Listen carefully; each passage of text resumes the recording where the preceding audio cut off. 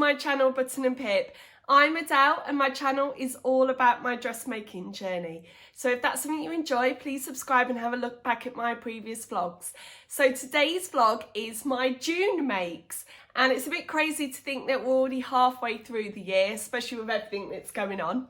And it's also a little bit crazy because when I spoke to you in the end of May, I kind of didn't have much planned for June. I was a bit like, oh, I'm not sure what's going on. I had planned to finish my knitting, and I admit I haven't really done much of that. Sorry to report back. It's almost in the same state it was last May. But I didn't really have many plans already set out, but it's been crazy. It's been absolutely mad. So some things apart from my makes. So I did a little appearance, a guest demonstrator on Sewing Street. If any of you don't know that, it's like a TV shopping channel for sewing. I'd met the lovely producers and the TV crew way back in March, but obviously with all the things that have been going on, I didn't think it was going to actually ever happen. But they got back in contact with me and asked if I'd like to record something at home. So I did a demonstration of this pattern, which is so different, the colour block dress. And I don't have those dresses, I'm afraid, because I have to send those dresses back in so that they can be on air when my little segment was shown. So I don't have those, but I'll pop pictures up of them. But that was really exciting to do. And despite me the fact that I've actually watched it a few times while I was editing it, we sat down Tuesday morning, 10 o'clock, put the TV on and we watched it on there. Now, if you do want to have a look at that demonstration, if you've got that pattern and you want someone to show you each step of the way, I'll put a link down below directly to that, because I recorded me sewing the whole dress. So if you want to have a bit of a sew along to that, go back and have a look at that. And another exciting thing that happened was the online sewing weekender. And I was so privileged and honoured to be part of that. I knew it was going to be brilliant when they asked me to be involved, but I really didn't anticipate how great it was going to be. So if none of you, if you don't know anything about it, normally around the end of July, August, they hold a weekend sewing event down in Cambridge. But obviously this year it's had to be cancelled, so they took it all online. When they first emailed me, I thought, what an amazing idea, because normally only 100 people can go to the event. So this opens it up to more people, but also opens it up internationally. And it just, wow, it went beyond expectations. So I actually recorded a little video for that, little vlog that some of you may have watched. I was just normally chatty like I am on here, and I spoke all about the last 2 times that I've been there and showed a few pictures and things. But I had the most lovely weekend. My husband, I take my hat off to him, bless him. He's been working really hard at home, and over that weekend he took the girls out for a few walks so that I really had the time at home, which was absolutely lovely. So I set my iPad up with all the vlogs on one of the shelves, and I just went sewing, and I finished a whole outfit. Now, both times that I've been to the sewing weekend, I've actually managed to finish 2 outfits, but this time I just got a bit distracted watching all the vlogs, so I only managed to make 1, and it was this pattern. So it was the New Look 6493. Now, I've had this pattern for 2 years, sat in my stash, and every time I've got it out, I've always been a little bit unsure because of the sizing of big 4 patterns. And I originally wanted to make this version E, which is the play suit. But since buying this pattern, I've actually got quite a few other play suit patterns, and I didn't really want another play suit this time. So originally I was going to go for the full maxi length dress one, but I didn't have enough fabric. So we compromised, and I asked my youngest daughter, I said, you can choose the fabric for me, which one would be nice in this? So she chose this fabric from my stash. It had only just got into my stash as well, so it was fairly quickly. Now, this is some fabric from Minerva Crafts, but I don't think they have it on there anymore. And I've seen this designer pattern, designer fabric. It's Lady McElroy fabric, so quite a few people do stock that range or that brand of fabrics. But this particular pattern I'd seen a lot last summer, and we see fabrics online like, oh, that's so beautiful, but then I actually never bought any. But this time I thought, no, I'm buying it. So I bought it from Minerva, and I bought 2 meters of it, and it was in my stash, and I said to my daughter, you choose it. So she chose this, and I had to compromise. So I didn't have enough for the maxi dress, but I had enough for the long culotte jumpsuit. But 2 meters didn't include the belt. So it was either play suit with a belt or culottes without a belt. And I just went culottes without a belt. I thought the trousers took over more than the belt. And I'm pleased I did. I really am pleased. So because it's been sat in my stash for so long, this time I really researched. I looked online at all the reviews about it. And just like I suspected, it comes up huge. So the pattern was putting me, I think, at size 16, and I just thought, no. Even though you should go for what your measurements are, I went for the garment measurements, which was the end finished garment measurements, and I cut out a size 10. And still, it's a little bit roomy, but it's just enough. I think if I'd gone smaller, it would have been uncomfortable around the rise area, the crotch area. But I love it. I'll put a video up of me twirling in it. I don't know which way is the front, actually. Oh, this way's the front because it's got some princess seams. So it's a crossover, mock crossover, because it doesn't untie. It has an elasticated part, and I should know which is the front because it has pockets, and good sized pockets too. Now, on the reviews, everybody was saying that the bodice comes up ridiculously big, and yes, I have to agree with that, it is. And another thing, it also comes very low, and I don't really do low cut at all. So I took some suggestion, and I actually sewed up this part. So this part is attached, and I also did it on the back, because I originally thought I was just going to do it on the front to cover my modesty and leave the back. But this time I did it on both because the back just gaped open. No. Now, it came together super well, but when I tried it on the first time, I think it was not this season, the season before, where Patrick said on the Sewing Bee about it being bum hungry, and it was so uncomfortable. So at the end of Saturday night, I had a few moments where I thought, what am I going to do? Because it has an elasticated channel around here. So I cut the elastic down in half. Still, it was too much up the bottom. So I put my thinking cap on, and I went with, I don't know if it's a bodge job, but I went with my own adaptation, which so I put clear elastic in this part here, which gathers it in enough. So I kind of took the elastic, went around my waist, thought about how tight I want it to be, and then I stretched it as I sewed it with a zigzag, and it's perfect. It's managed to make the seam or the overlap between the bodice and the trousers now only actually be about 1 centimetre.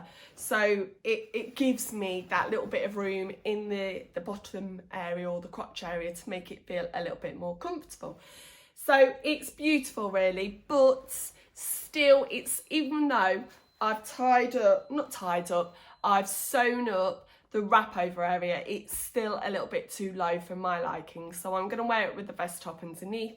I've seen some people actually wear it with the t-shirt underneath, which looks really cute. I just don't have any plain t-shirts. That's something I'm going to have to do. But yeah, it's going to be fabulous for this summer weather. I really, really like that. And it's one of those ones that I'm pleased that I went to the back of my pattern stash, picked a pattern out that I've been avoiding for so long and just going for it. So that one was lovely. Now, I've not even spoken about this fabulous dress that I'm actually wearing, have I? So last month in May, I made my first by hand London Hannah dress, and I made it in that beautiful Northern Irish linen, and oh, I absolutely love that dress. Now, over on Instagram, run by Juliet, she did an Ankara fabric appreciation week where it was just amazing. My whole feed was just full up of African wax print fabrics, and you know me, I love print, I love colour, so I was just in my element looking through my feed every day, and it really got me inspired. Now, there was a lady, Sylvia, over in America. I'll pop her picture up. I hope she allows me to pop this up, because you just have to appreciate this Hannah dress. It's amazing in this African wax print. And I saw that on my feed and I just went, wow. And I knew I had to have one. So I went looking for Ankara fabric online, and they come in about 6 yards lengths, but I knew I didn't want 6 yards. So I found the lovely shop. She has an Etsy shop, House of Zabadi. I hope that I've said that correctly. She has an Etsy shop, and she actually sells African wax print in 1 yard lengths. So I was like, wow, fabulous. So I'd have to buy 6 yards and not know what to do with the full 6 yards, because I knew I only needed around 3 meters for this dress. So I ordered 3 yards of this fabric. It came, and instantly I just went, wow. And my daughters, they came running up the stairs when the postman brought it. I opened it and they even just went, wow. So I'm going to just get up. I'll put a twirl in because you need the full twirl for this dress. But it's absolutely gorgeous. Absolutely gorgeous. And just like Sylvia's, I knew that I wanted to make the by hand London Hannah dress. So I'm kind of getting a bit of an international Hannah dress collection now. I've got my Irish one, I've got my African wax print. This fabric actually has been sourced from Nigeria, so that's amazing to know that it's come all that way. She picks them, brings them back and sells them on her Etsy shop. So I'm just in love, absolutely in love. So I've made a few little changes since my other one. So I didn't know about this on the first time I made my Hannah dress. Just like I said before, I don't really do low cut. And my other Hannah dress, when I'm stood up, it doesn't look too low cut. But what I was finding is every time I looked down, I was flashing. And I was like, oh, this isn't me. So on the By Hand London blog, on their actual website, they tell you how that you can just raise this crossover. And I think this is more me. This length, well, this height, this crossover here, it's more covered, it's more me. And this time I didn't do the tulip sleeves, I did these small sleeves, and I kind of regret it. I wish I'd done the tulip sleeves because it's a little bit restrictive in this fabric, but you know what, I don't care. I love this, I love this. And I've actually shortened it a little bit. It comes up very long, this dress does, about midi length, and in the linen it looks really nice and floaty, whereas this, it has more structure, so I felt like it looked like it was drowning my bottom half, so I've cut it at the knee on this one, and I think it's lovely. Now, I took some advice from a lovely lady, Josie. I'll talk about her more in a minute. But I asked for her advice about the directional print. She does loads of dressmaking with Ankara fabric. And I sent her a photo of it all set out.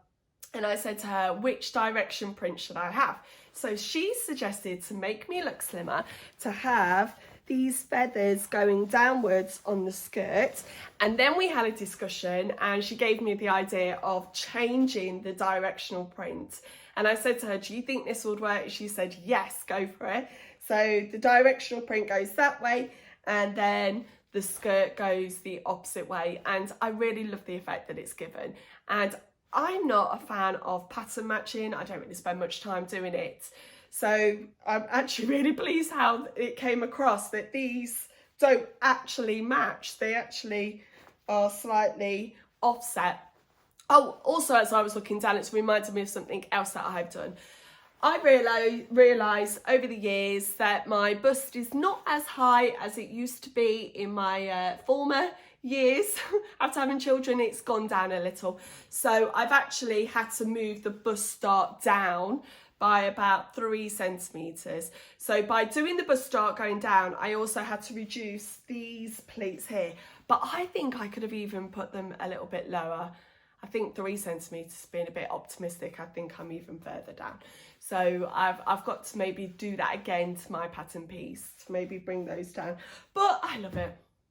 And it's so cheerful. I can't wait to wear this to work actually tomorrow. What day is it? Sunday, so tomorrow's my work day.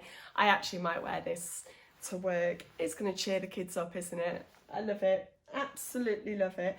Now, one last make. I've probably been blabbering on, I don't know how long this video is, but one last make is this. Now, this is a little treat as well. So let me tell you the whole story about it.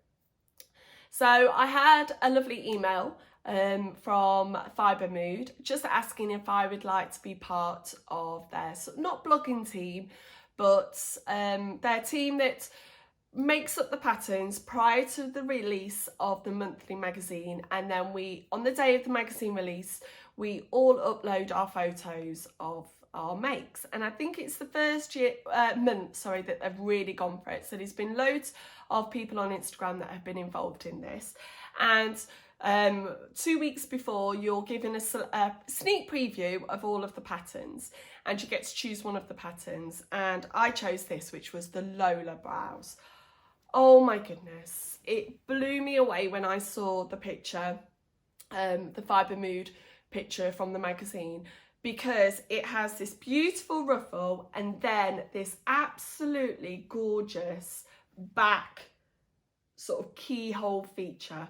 And instantly I said, yes, I'd love to make that one, please. Now, straight away, I was thinking, right, I've got a really short turnaround on this. What fabric have I got in my stash? And I'm really trying to use up fabric in my stash. So I had this lovely linen, which was a remnant from Guthrie & Garney. And do you know what? I bought it from So Brum last year, and it had a fault tag on. It said, oh, there was a slight misprint or error or fault. I can't see where the fault was, and even cutting it out, I've never found the fault. So I had 1.5 meters of this, I think I had, and I love it. I love it. It's my first time ever making a Fibre Mood, and I have to say the construction is a little bit different how to normally I would sew, but I quite like that because it was a little bit of a mind boggler, and it was a really clever way actually of constructing it. So the first thing you do is you construct this back detail, and it's lined as well, which was a bit of a panic because I had actually chucked two of the pieces, because you have 4 of these back panels, 2 of the pieces in the bin with all the offcuts, and it's terrible because I shouldn't chuck the offcuts away until I finish, just in case I need a little bit extra. But I was being a bit too trying to be really good and tidy up after myself, so I threw it in the bin. And I came to sew it, and I knew I only had 2 of these parts. I came rushing down, it was a Saturday, and I said to my husband, has the bin been emptied? And he said, no, it was recycling this week. So I went running out, went through the bin, and I found the pieces. Oh, I don't know what I would have done if they had actually been missing, but yeah, I found the pieces. But it also has this elasticated bit here as well, so it just holds it in a little. But all the drama is on this ruffle, and it's a huge piece to cut out. You have to cut that out first, and I had to do a little bit of Tetris to fit all the other pieces in, but it makes the blouse, and I absolutely love it. Now, I apologise, I don't know what size I made. I made the size according to my size. I think it was a 4. But looking at the other Lolas that have gone up online, they all seem to be a little bit more close fitting. So I think I could have actually gone down a size and it would have still been comfortable. And actually that would have eradicated the problem that I had, that these armholes again were huge, absolutely huge. So I had to cut those up and rebind those. But I wear it with jeans. It's more of a relaxed blouse. Some people have got some really nice tight fitting blouses and it looks super cute. But I love that. Oh no. What do I wear to work tomorrow? Do I wear my blouse or do I wear my beautiful Hannah dress? I'm going to have to see what the weather's like. If it's rainy, jeans in this will be nice. If it's sunny, I might wear my Hannah dress. I don't know. I've loved this month's makes. I don't know what to wear now. But yeah, so if you want to, go and check out Fibre Mood. You don't actually have to buy the monthly full magazine to get the pattern. You can actually buy just the pattern by itself as a PDF. And like I say, it's a really interesting way that they put their garments together, which is slightly different to how I've normally done it, which is nice. It's nice to be a little bit challenged and really push yourself. But yeah, oh, I've loved June. Right, July, what have I got planned? Oh, now something exciting is happening in July. I am going to be doing my first vlog collaboration with Josie, and I said earlier I was going to talk a little bit more about this. So it is Josie, that's her Instagram handle, and also her YouTube channel. So Josie has 2 little children just like me, and we've been chatting a lot through this lockdown about homeschooling. And we were chatting one evening and I said, oh, shall we do a vlog together? Shall we do makes for our husbands? Because she has a husband just like me that has been nagging for homemade clothes, but we've not got round to actually doing it. So we've got an exciting vlog coming up for you halfway through July, where we're going to, well, we've actually chosen a t-shirt pattern for each other. They have been exchanged, and we are going to be filming how we get along making that pattern and then uploading it on the same day so that you can see both of the vlogs together. The hope would be, once this all craziness is all finished, that we could actually get together on one of our vlogs on our collaborations, because we do hope to sew it. We've got a hashtag sewing for men, that we actually do make more of these patterns. So we've got t-shirts to start with, whether we go for shorts, shirts, jumpers, the whole thing, because I admit that I don't really know many men's patterns, and that's kind of been the reason why I haven't actually sewn much for my husband, because I don't really know where to look. And what's been nice is this challenge has made me search for that pattern, and I've also found a new pattern company through this swap, because she's told me about a new one that I didn't know was there, so that was really nice. But yeah, I've got the fabric, I've showed it to my husband, he is okay with it. I don't know whether he'll get up and twirl around, but I hopefully will get some pictures, and I can't wait to see Josie's t-shirt. I've been a bit sneaky and chose not a difficult, but she's a fantastic sewer. So I really wanted to challenge her. So there is some little tricky parts in her t-shirt, and she was laughing, saying that she won't be as kind to me next time. But yeah, please go and have a look at Josie's YouTube channel. Go and check out her makes. Like I say, when I asked for her advice on this Ankara fabric, she has got some amazing dresses out of Ankara fabric. Her fitting is perfect as well. So go and check her channel. I'll put the details below. And July, here we come. Thank you ever so much for watching today. Again, if you like watching my vlogs, please subscribe, have a look back, like, and all that business. And I hope to see you again soon. Bye-bye.